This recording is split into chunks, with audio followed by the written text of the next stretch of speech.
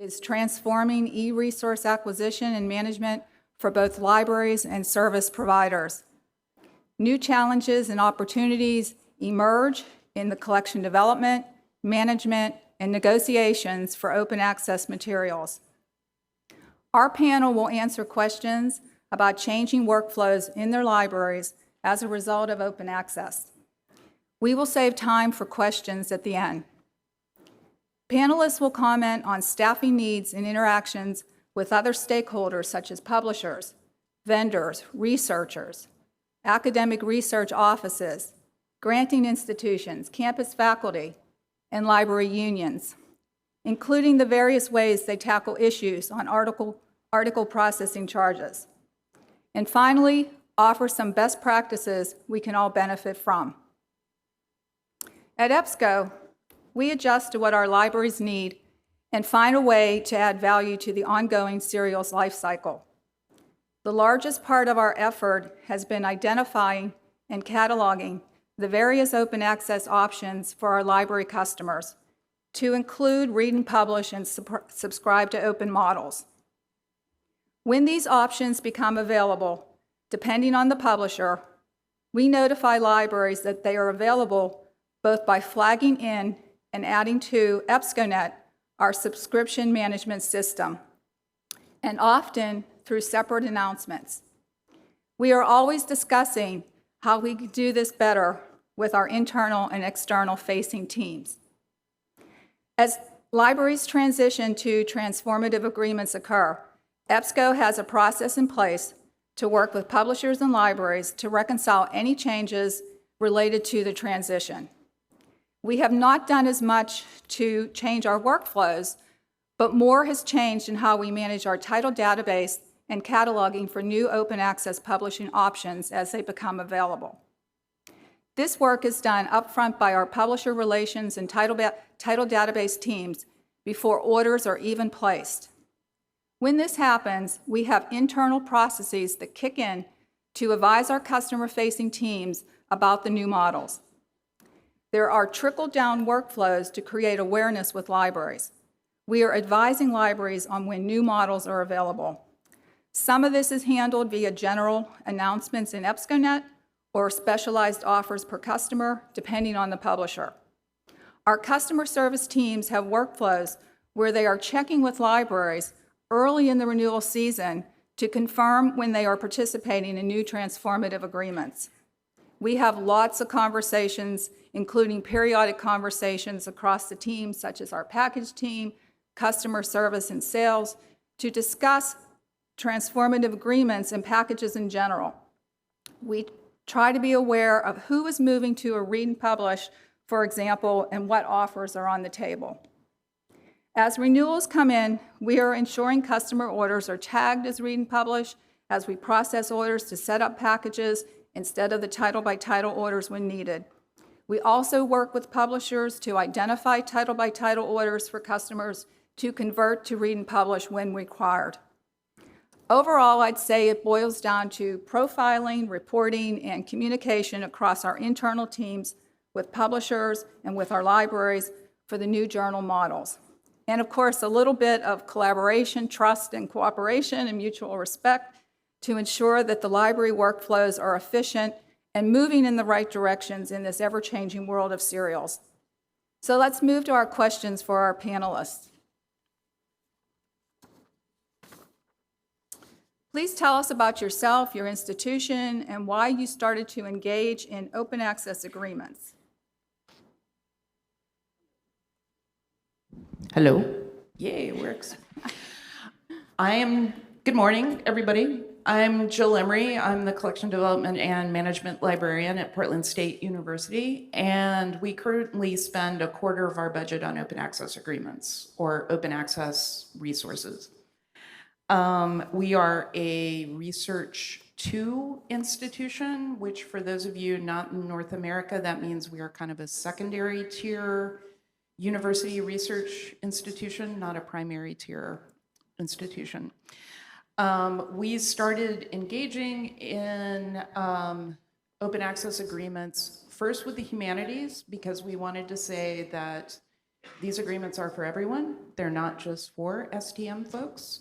So we started with a membership. Our first membership was DOAJ, and then we moved to Open Library of Humanities and Open Book Publishers as our first set of kind of content base, and then built from there to some of the subscribers. We generally have focused mostly on society publishing and university press publishing, and last year entered into our first 2 agreements with kind of the larger commercial scholarly publishers. And I'm going to hand it over now to Sunshine. Hello, thank you.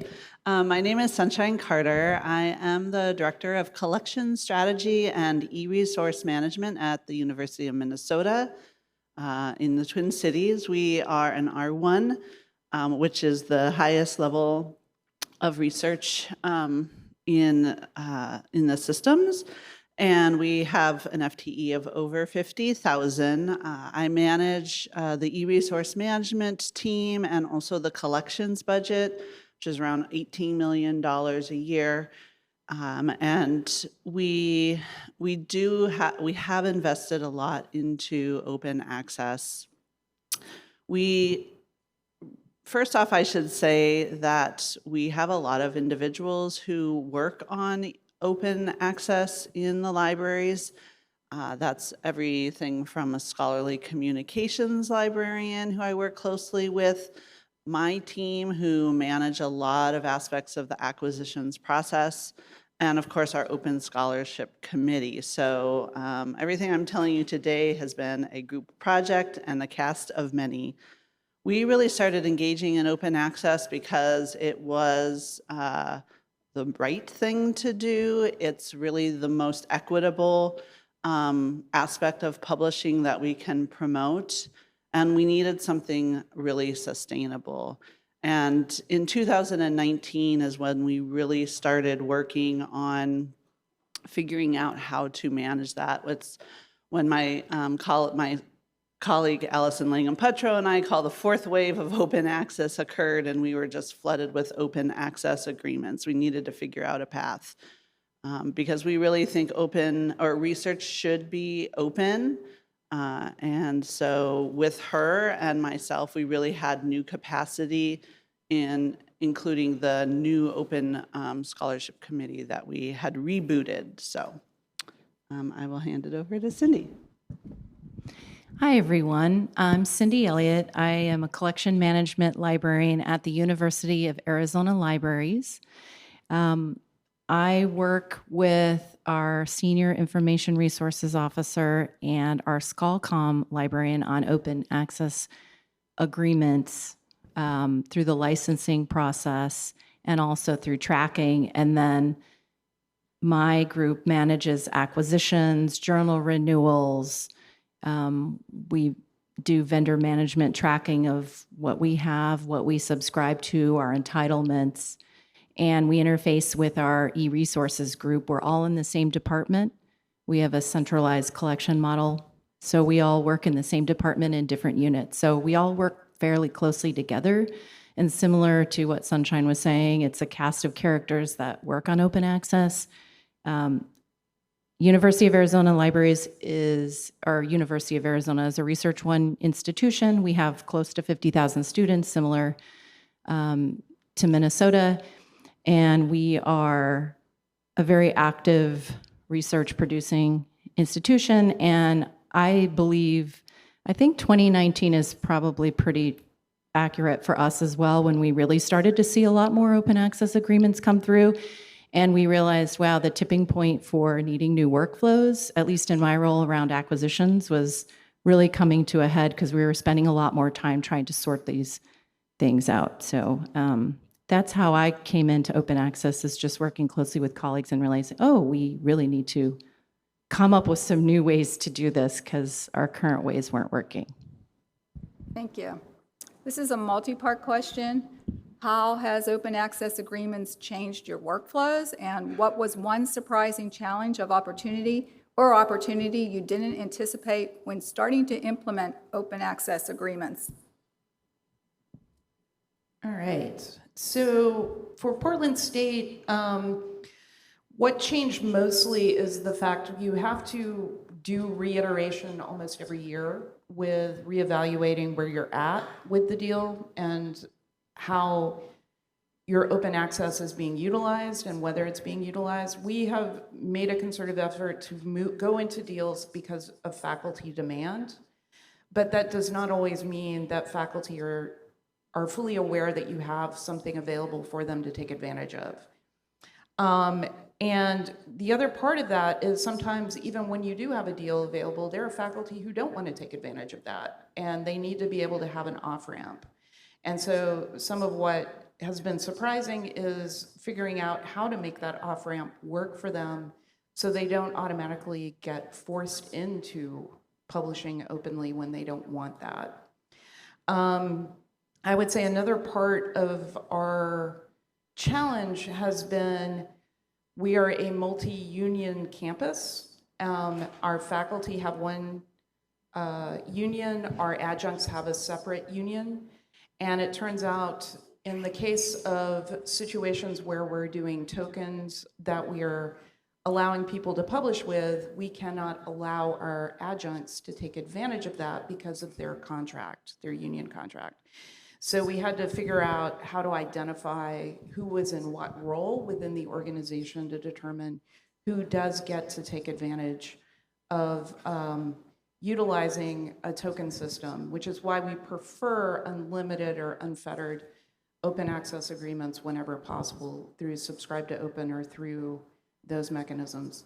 For us, the ones that work the best or flow the easiest through our current workflow are Subscribe to Open or memberships, where we are paying things much like we have paid them for standard subscriptions in the past, and just allow us to sort of operate, for the most part, up front like we would with any other agreement.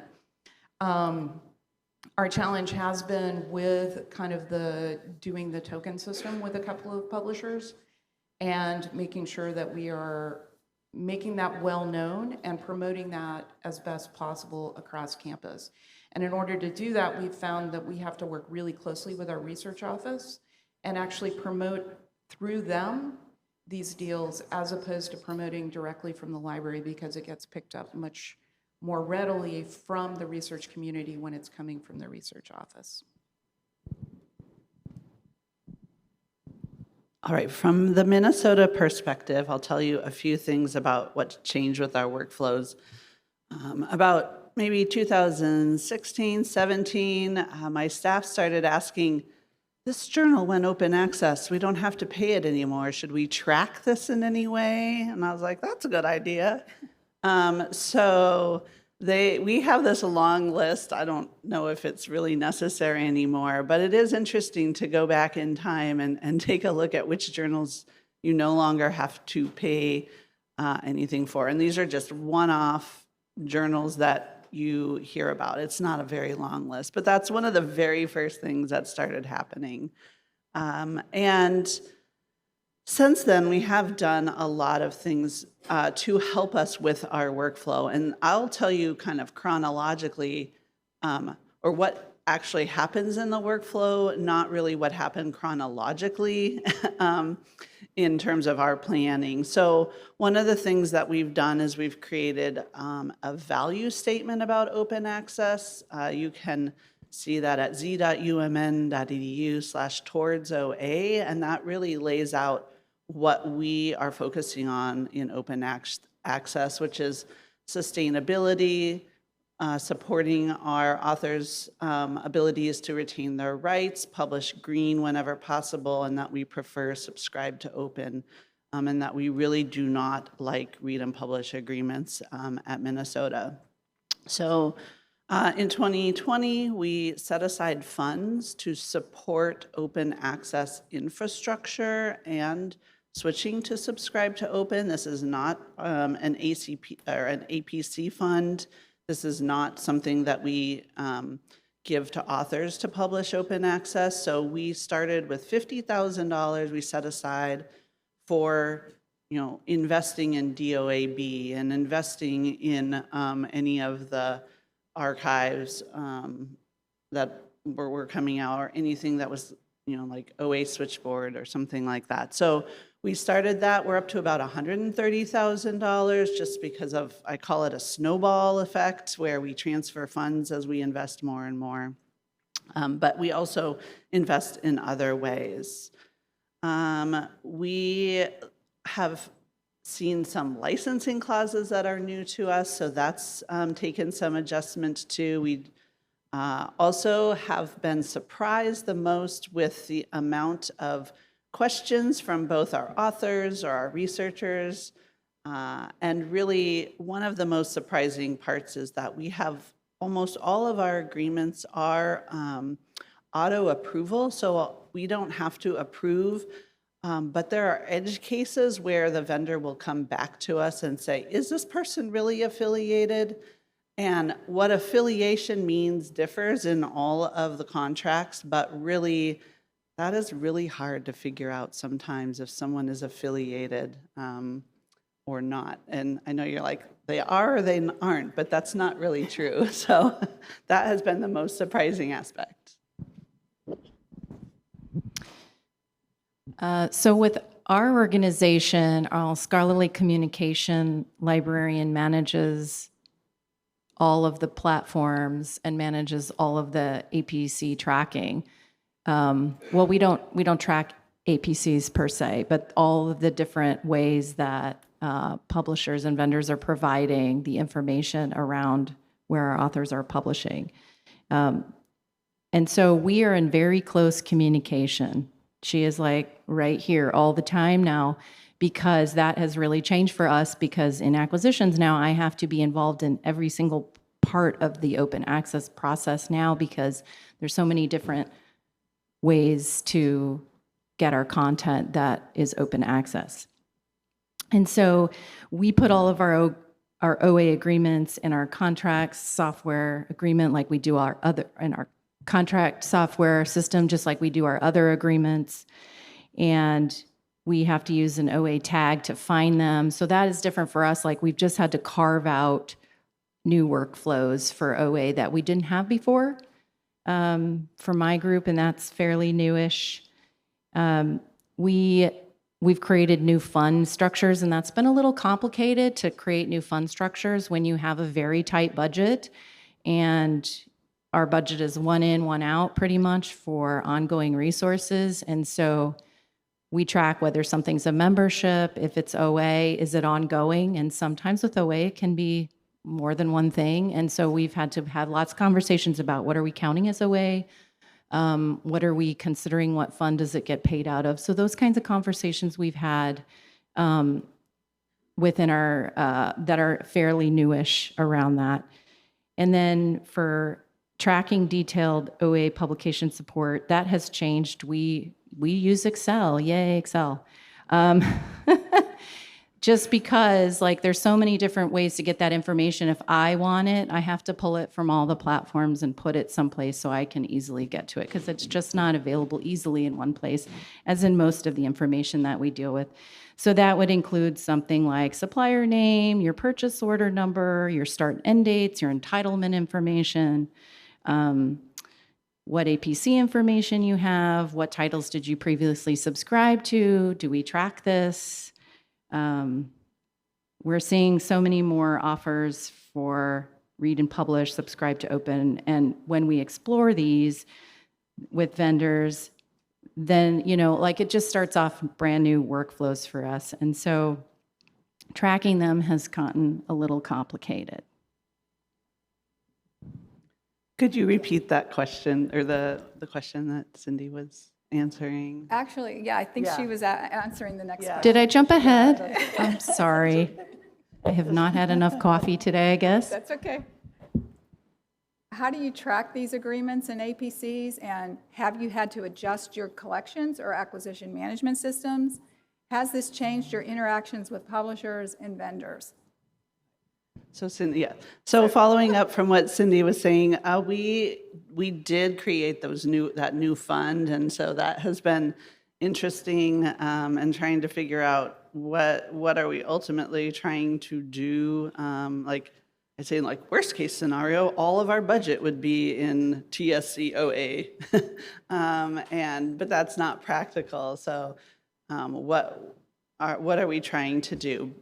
Besides that, we have a new form, a Qualtrics form that we created for our liaisons. If they get an offer, they see something about a publisher that's switching to OA or a new OA tool, and they want us to consider buying it, then this separate form, that's separate than our regular request form, is really intending to ask them questions like, did you read our values on open access? Click here, yes, you did read it.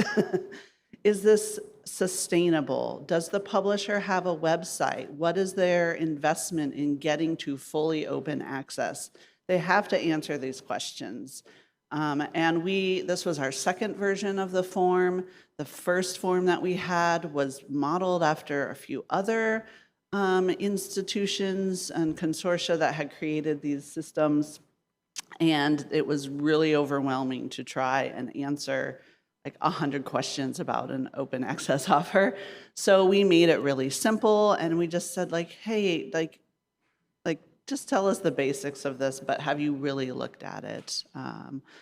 And so the other thing that we've done to track, and I know this sounds silly, is we made a web page that lists all of our offers and the basics, because we can hardly keep track of them ourselves. And someone will say like, do we have an open access deal with so-and-so? And we're like, oh, maybe, or we did, or we canceled it. So we even use that web page. We have to answer questions for our multi-system campus, which are difficult to do. Is Crookston included in this offer? Is Duluth included? Who knows? On the fly. So we rely on that as well. And I think one of the things we have one publisher who we have to actually respond like something within 48 hours, whether something's eligible or not. And that's a little frustrating because everything else is auto approval. So I think that's in general how we're tracking. And we do not pay author APCs at our library. So. Okay, thank you. That's okay, Cindy. All my questions are similar. And the final question for all of our panelists: what best practices have you developed and what needs to be developed? What advice could you give us? So I would say our best practice, in my opinion, is our working with the research office to really promote and work with them and getting information out to the research community about what deals we have available at this time. In part because having them really clued in to what we have available and what can be done allows them not just in letting faculty know what's available, but also in what they're doing with their sponsored programs, in knowing what they have to ask for within the grants. Because if they know we have a deal with something, then they might not need to ask for a publishing cost in that grant process. And we're small enough that that works really well for us at this point. I think what needs to be developed is a better way of us communicating out to our users what journals they can publish open access in, especially because journals, as we all know, migrate from one place to another. And so a journal that today we might not have available as open access might be available for them to publish in next year because it moved from one provider to another, and we now do have a deal with them. And so being able to keep up with that in some more automated way than what we're doing right now would be really important. Because there is, as Sunshine was saying, when somebody asks you, is this publisher available, you sometimes have to then know, where is that journal living right now? And it might have moved, and you don't always have that well documented or well known. In regards to advice I would give, I would really advise that you follow your faculty where your faculty want to be and not try to put things out there that faculty are not interested in, because then it's just not being utilized and you might want to like draw back and not participate. It's really important to have this as a campus or a community conversation about where people want to be publishing.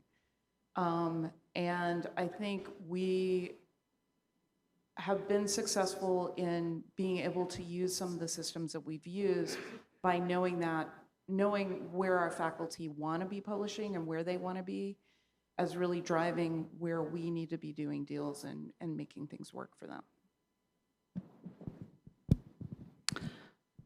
For Minnesota, one of the things that I highly recommend, or what Minnesota would recommend, is that you get some of the obscure details written down in your agreement. And I alluded to affiliation and whether someone is affiliated or not.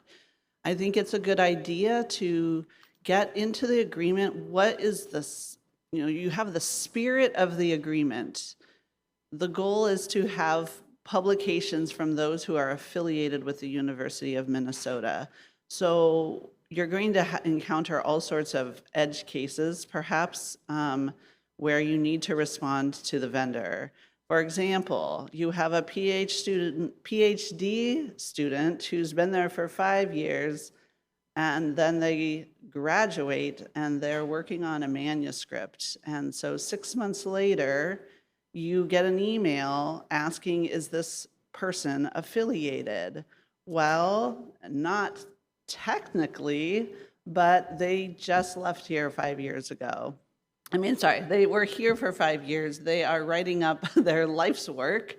And yes, that work happened at the University of Minnesota. It was funded by the University of Minnesota. Their grant was through the University of Minnesota. So getting those down in writing, I think, helps a lot when you have to figure some of those details out, especially if you have uncapped agreements where you need to keep under a certain amount. And also a portal to keep track of this all. We do support OA Switchboard because most of our deals are uncapped. We don't really have, and we don't pay APCs. We don't really probably utilize that. But I know that there have been calls to kind of standardize the ways in which all of this tracking and approving all happens seamlessly, independent of which publisher is offering your deal. I would agree with the other panelists, and I'm a details person, so I'm just going to mention that our processes grew ad hoc over time. And if I could do it over, I would be very intentional about talking about what our goals are for OA and set up our workflows from the beginning instead of trying to retrofit workflows to fit OA. So if I had an opportunity to do that over, I would do that.